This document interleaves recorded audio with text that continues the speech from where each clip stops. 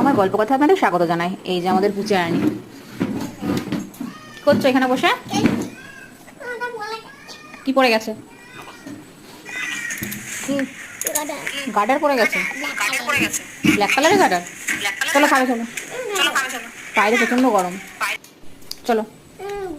এই যে পুচি রানী বাইরে বসে গরমের মধ্যে খেলা করছে, আর যে প্রচন্ড ঘেমে গেছে। চুলগুলোকে কোনো রকমে বেঁধে দিয়েছি চুলটা। গাড়িটা নিয়ে চলো।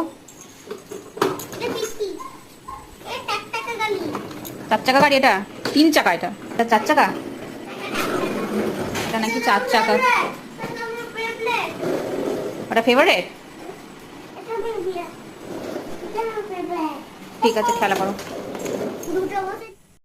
আজকের দুপুরে লাঞ্চ থালিতে ছিল ভাত, এখানে আছে আলু ভাজা পেঁয়াজ দিয়ে, এখানে আছে মাছের ঝোল, আর আছে টক দই। ওটা তো প্রতিদিনই থাকে। আজকে একটু আলু ভাজাতে পেঁয়াজ দিলাম, ও পেঁয়াজটা খেতে পছন্দ করে, আর ছেলে পেঁয়াজ খায় না।